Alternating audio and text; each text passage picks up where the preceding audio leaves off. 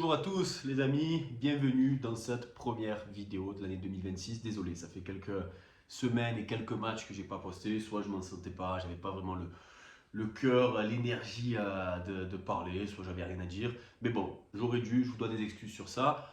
Première vidéo de l'année 2026 qui va commencer du coup par une victoire, avec la victoire de l'Olympique de Marseille, 3-1 contre le Racing Club de Lens, qui s'est passé juste là. Donc du coup, en prévision du match de Ligue des Champions contre Bruges, une très très belle victoire, notamment ponctuée par l'arrivée des recrues Nwaneri et Timber, dont un s'est montré décisif, on va en parler plus tard au cours de la rencontre. Et du coup, non, attendez, 2 secondes, c'est pas prévu.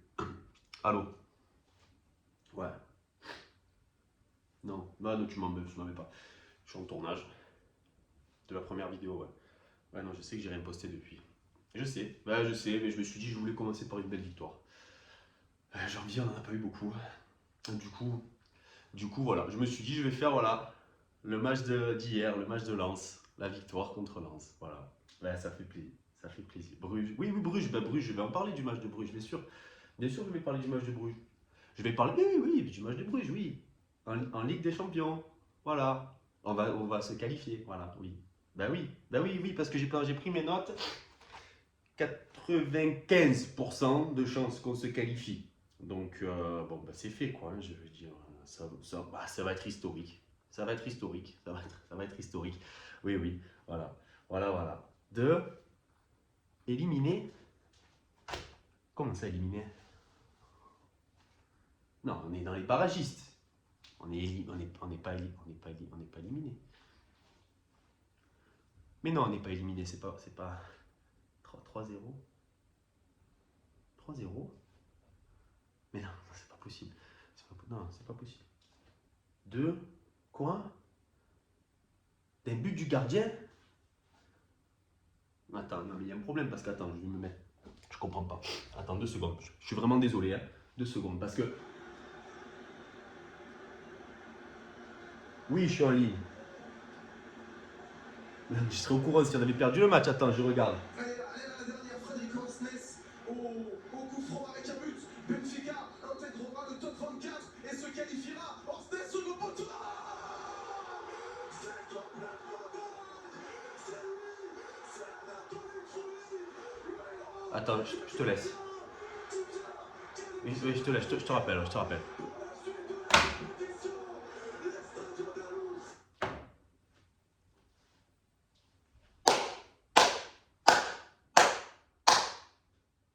Waouh! Chapeau bas, bravo. 95% de chances de ne pas le faire. Et ils l'ont fait. Historique, avait dit Roberto De Zerbi avant la rencontre. Évidemment, les enfants, je vais revenir sur la défaite de l'Olympique de Marseille 3-0 contre Bruges. Cette performance de 3 minutes vous a été offerte par les Oscars. Chapeau bas, les gars. Chapeau bas, Roberto. Chapeau bas, Mehdi Benassia. Chapeau bas, Pablo Longoria. Pablo Longoria qui s'est quand même délecté d'un petit. Je vais lui donner la prolongation des contrats de sa vie. Bravo, Roberto. Aussi, très, très, très, très, très grand boulot de la part du De Zerbi Ball. On n'a pas vu sur un match de Ligue des Champions. 6-0 sur les 2 dernières rencontres européennes. Liverpool, Bruges. Je ne sais pas pour qui on se prend à Marseille pour prendre Bruges de haut et penser que ça allait être facile et évident de prendre ne serait-ce qu'un point là-bas. Face à une équipe qui a plus de références européennes que nous sur les 5 dernières années, étant donné que l'Olympique de Marseille n'a aucune référence en Ligue des Champions depuis 5 ans. Mais là, je dois avouer que j'y croyais pas, franchement, de se dire de se faire éliminer alors que tout montre que normalement, même en perdant, tu peux passer, eh ben, on a réussi à le faire. Donc moi, je tiens à dire que je suis vachement impressionné par mon club, dégoûté aussi. Mais au final, j'ai envie de dire tant mieux. Tant mieux parce que ça met en avant, ça met en exergue quelque chose que moi personnellement, j'annonçais depuis maintenant, on va dire 1 an à peu près, sur le fait que cet entraîneur allait nous envoyer droit dans le mur. Et il nous a envoyé droit dans le mur. J'ai pas grand chose à dire de la rencontre, mis à part qu'on s'est chié dessus, que je pense que il va falloir à un moment donné parler de l'influence néfaste que peut avoir cet entraîneur sur ses joueurs. C'est-à-dire que j'entends le point de vue, et je suis désolé, je vais partir dans tous les sens. Hein, je ne vous garantis pas que sur la vidéo du siècle, c'est vraiment juste mon cœur qui va parler. J'entends depuis des moments, oui, mais les joueurs, ils se chient dessus, etc. Et ça, je veux bien l'entendre, notamment après ce qui s'est passé sur le match du Paris Saint-Germain en Trophée des Champions, où on se dit, les mecs, quand même, à un moment donné, je veux dire, tu portes ça, s'il faut que Gonzalo Ramos ou je sais pas qui se finissent, on leur fait les croisés, il faut le faire, voilà, pour un titre qu'on mériterait même pas de gagner, mais bon. Donc, effectivement, je veux bien prendre en considération la part des joueurs. Mais quand on recrute un entraîneur qui est absolument dogmatique, qui est aussi la star du club, parce que si aujourd'hui on vous pose la question, mais qui est la star de l'Olympique de Marseille? Des gens probablement iraient dire Greenwood et d'autres iraient dire De Zerbi. Je veux dire, et si De Zerbi arrive autant en avance, c'est grâce à Mason Greenwood. Mais celui qui semble, comment dire, récupérer un peu toute l'énergie du club, ça reste Roberto De Zerbi. On s'est rendu compte aussi que si les joueurs ne rentraient pas dans la rigidité du cadre mis en place par Roberto De Zerbi, si on ne jouait pas comme il voulait, si on ne relançait pas comme il voulait, si on ne faisait pas les sorties de balle, etc. comme il voulait, les mecs généralement disparaissaient, un peu façon triangle des Bermudes, et réapparaissaient un petit peu au petit bonheur la chance. Alors parfois O'Reilly, parfois Kondogbia, parfois Vermeeren, il a disparu complet. Bacola, il vient pas, il est là, il le sent pas. C'est comme ça pour à peu près tous les joueurs. Et du coup, ben, je pense que ça ne donne pas une grande confiance en les joueurs, en eux-mêmes, déjà dans un premier temps, dans leur collectif et aussi envers leur entraîneur, qui est couche pampers, caca culotte, vous appelez ça comme vous voulez. J'ai décidé d'appeler ça Roberto Lafrousse. Voilà, Roberto Panettone, Roberto le donneur de leçons, mais Roberto qui nous a offert la plus grande humiliation de l'histoire de l'Olympique de Marseille en Coupe d'Europe. C'est surtout ça qu'il faut retenir, malgré toutes vos statistiques, vos buts, pas vos buts, vos machins. C'est 5 défaites en 8 rencontres de Ligue des Champions, 3-0 et 3-0 sur les 2 dernières rencontres. Il nous fallait un point, il nous fallait peut-être même un but. On n'a pas été capable de faire l'un, on n'a pas été capable de faire l'autre. Où on en est aujourd'hui, c'est une des pires humiliations que j'ai vécues de ma vie en tant que supporter de l'OM. Et c'est quelque chose que j'annonçais. Cet entraîneur n'est pas fait pour les standards de l'OM. Ça ne veut pas dire qu'on doit aller gagner la Coupe d'Europe, ça ne veut pas dire qu'on doit être placé tout en haut, mais j'estime qu'être 24 sur 36, c'est ce qu'aurait dû faire l'OM, compte tenu qu'on a le 17e budget de Ligue des Champions parmi les clubs engagés, et le deuxième budget très largement de Ligue 1. On est troisième en Ligue 1 et on est 25e en Ligue des Champions. Il n'est pas dans les standards, ne serait-ce que mathématiques, on va dire, ou financiers. J'ai vu que vous êtes là à vous dire les statistiques, il y a une stat qui est 17e, 2e, on n'est pas au niveau de ce que l'OM devrait être cette saison. Voilà, et ça c'est un fait. Je ne vais pas parler du match, de Kylian Mbappé à piston gauche alors que c'est un des meilleurs joueurs de la saison en étant à droite, de refaire une nouvelle composition d'équipe en 30 matchs. Enfin, ça c'est fatigant, ça sert à rien. Vous connaissez mon avis sur ça, donc je vais aller directement sur les hommes maintenant. Le premier, ben, c'est Roberto De Zerbi. Pour moi, c'est évident qu'il doit poser sa démission ou être licencié au choix, voilà. Mais en tout cas, il doit partir. Voilà, il doit présenter des excuses. Il doit partir et partir la tête même pas haute, mais ne pas nous imposer le fait qu'il va encore nous apprendre le football sur les prochains matchs. On a un match très important qui arrive contre Rennes dans quelques jours. Ce serait terrible si on se faisait éliminer de ce match-là parce que la machine ne se relance pas, etc. Je pense. Les joueurs n'arrivent pas à comprendre ce qu'il veut mettre en place, les joueurs n'arrivent pas à le suivre. Vaut mieux que ça se termine là. Je pense que ce sera mieux pour tout le monde, même si c'est regrettable. Personnellement, j'étais le premier en 2024 quand il est arrivé à espérer d'avoir un entraîneur d'un très haut niveau et d'un très haut standing. On se rend compte que l'OM c'est encore trop gros pour lui. Voilà, Sassuolo, Brighton, il a montré des très belles choses, il en a montré des moins belles aussi pour ceux qui connaissent les sujets, mais pour l'instant c'est trop gros pour lui. Je vais ensuite partir sur Mehdi Benassia, qui pour moi est une plus-value à l'Olympique de Marseille en termes de réseau, etc. Mais je pense qu'il est en train d'un peu trop s'enfoncer dans sa fierté d'être l'homme qui a ramené De Zerbi et l'homme qui sait, l'homme qui a la carrière et qui du coup ne veut pas se désavouer sur des incohérences et des résultats sportifs qui sont extrêmement décevants. Il n'y a pas de mal, Mehdi, à dire ok, là on arrête, etc. C'est pas parce que tu fais partir de Zerbi que tu as fait un mauvais choix. Ça a été peut-être un bon choix à un certain moment. Peut-être qu'on s'est rendu compte ensuite qu'il n'y avait pas de cohérence, ou il n'y avait pas de continuité, ou qu'il n'y avait pas d'emphase entre son vestiaire et lui, et que de plus en plus de supporters se posaient des questions à juste titre. Donc je pense quand même que Mehdi, ce serait tout à ton honneur de dire voilà, ben, on a fait un truc, on a fait une aventure, on a fait 18-19 mois, maintenant on arrête avec Roberto. Parce que le fait de vouloir s'enfoncer, comme j'ai pu l'entendre, sur cette continuité avec son entraîneur, ça risque de le décrédibiliser lui aussi. Et je pense que l'OM n'a absolument pas besoin, ni les Marseillais n'ont absolument pas besoin de perdre un Mehdi Benassia qui pour moi est la pièce centrale de ce projet olympique de Marseille, mais s'il rentre dans ce personnage d'être plus, on va dire, fier et orgueilleux en pensant que c'est lui qui sait, il va se mettre à dos beaucoup de monde et il va devoir se mettre dans une situation où lui aussi va devoir partir. Et ça, ce serait mauvais pour l'OM parce qu'en termes de réseau, en termes de qualité, de connaissance football, Benassia, c'est quand même quelqu'un qui connaît le football et qui aime l'OM, pour le coup. Et puis troisième, pour Longoria, bon, lui se cache, il a tendance à se planquer, il sort que quand ça l'arrange.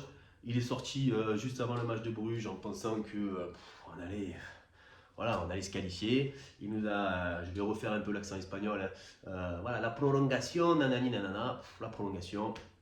Bien joué Pablo, bravo, super, il sent encore le football celui-là. Donc c'est catastrophique, évidemment. C'est très inquiétant aussi de me dire comment est-ce qu'on va relancer cette machine-là. Moi, honnêtement, je ne vois pas ce qui pourrait vraiment relancer. On va en gagner des matchs en Ligue 1. On a un effectif qui est largement au-dessus. Voilà, mais comment est-ce qu'on va relancer l'amour autour de ce club, de cette équipe pour la fin de saison? Donc, je pense qu'il y a un vrai truc qui s'est cassé. La machine est vraiment enrayée. Ça avait un peu commencé après le match du Paris Saint-Germain. Liverpool, certains on les avait un peu là, mais on s'est dit bon, c'est Liverpool. Là, ça fait mal, quoi. Il fallait juste un point, un but, même j'ai envie de dire, et on n'a pas été capable de le faire. Donc on se retrouve la risée de l'Europe. On est les guignols de cette compétition sur les clubs français engagés depuis la saison dernière. Le Paris Saint-Germain est évidemment passé 2 fois et le Paris Saint-Germain l'a remporté. Monaco, qui est le triste Monaco cette saison, ils se sont démerdés de prendre ce point contre la Juve. Ils sont passés. Lille est passé l'an dernier. Je me demande si Lille n'a pas fait, peut-être pas 8e, mais bon, Lille a déjà fait du 8e de finale de Ligue des Champions récemment. Brest, le stade brestois d'Éric Roy, de Brendan Chardonnay, de Hugo Magnetti. Moi, je me suis régalé à les voir jouer l'an dernier. Ils l'ont fait, ils sont passés, Brest. Nous, on n'a pas été capable de le faire. Et on s'enorgueillit à Marseille de trucs, de machins. Mais on est bon qu'à un truc. On est bon à applaudir contre Angers, contre Brest, contre Lorient, contre, je sais pas, l'an dernier, Montpellier, Saint-Etienne, Le Havre. C'est devenu ça, les supporters de l'OM. Ce sera mon dernier point avant de conclure cette vidéo qui est un peu longue. C'est l'ambiance générale de cette ville, de façon générale, c'est devenu Footix Land. Avec des mecs qui arrivent au stade et qui sont persuadés qu'il faut applaudir uniquement les victoires et les buts contre des équipes à chier ou des équipes qui ne devraient pas être de notre standing et qui sont incapables de remettre en cause et de remettre en question même quand ça va bien. Je vais citer un exemple qui est très récent sur ce mois de janvier. Je pourrais en citer plein, mais je vais citer juste celui sur ce mois de janvier. C'est la victoire à Angers. Moi, j'ai regardé le match à Angers, comme tous les matchs. Je me suis régalé, il n'y a rien à dire. Mais on prend 2 buts sur les 2 seules frappes cadrées. Voilà. Et il y a des défaillances défensives. Et il y a notamment en fin de rencontre encore ce truc de relancer, pas relancer, pim pam poum. On a failli en prendre un 3e. Donc je me dis sur une équipe comme ça, où on leur a plus ou moins roulé dessus, ils ont été extrêmement nuls. On prend 2, on peut en prendre 3. Est-ce qu'on peut se dire, au lieu du Marseillais standard, je suis désolé, un peu débilos quand même, d'applaudir comme ça, c'est beau, c'est merveilleux, de dire, attendez les gars, quand même, avant Liverpool, est-ce qu'on ne devrait pas? Non, on s'en fout, 3-0. 3-0 à la piole. Et je pense à tous ces mecs-là qui nous font des tifos exceptionnels, qui nous font des choses merveilleuses en tribune, qui se saignent aux 80 pour ce club, et ils se font chier dessus, constamment. Et ils étaient à Bruges, et ils ont mis le feu au stade, et on leur a pissé dessus aussi.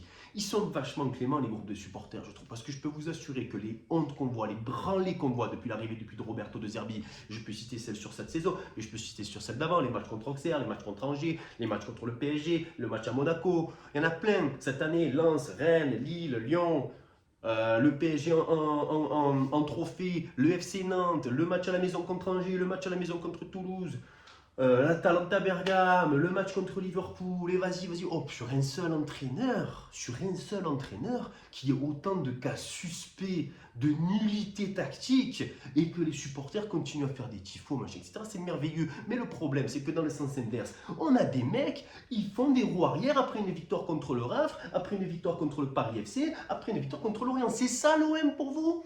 Vous êtes tellement orphelin de titres et de victoires que vous arrivez et que vous vous allaitez à des victoires contre des clubs pourris comme ça. Mais si vous célébrez comme ça des victoires contre ces clubs pourris, vous n'arriverez jamais vraiment au niveau des victoires, des belles victoires que l'OM a connues, des belles victoires que l'OM mériterait. Arrêtez, soyez exigeants, soyez représentatifs de ça, soyez représentatifs de ce maillot.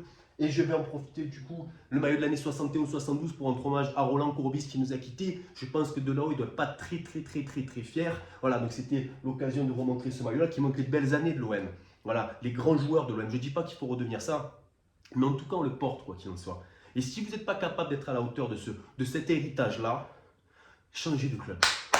Allez supporter Istres, allez supporter Andoum, allez supporter Allo, ce que vous voulez, mais arrêtez de nous faire chier et de nous gâcher notre plaisir avec l'Olympique de Marseille parce que c'est vous aussi qui creusez la tombe de l'OM jour après jour en vous satisfaisant de victoires contre des clubs ridicules et en vous demandant mais pourquoi on a perdu, mais parce que vous n'êtes pas exigeant. J'irai pas plus loin, on joue contre le Paris FC dans 2 jours ou demain, je sais pas trop. Bon, c'est. Voilà, qu'est-ce que je vous dise? On verra ce qui va se passer. À chaque jour suffit sa peine. Quoi qu'il en soit, allez l'OM sans Roberto De Zerbi, j'espère. Et passez une bonne fin de semaine. Je vous embrasse, l'équipe.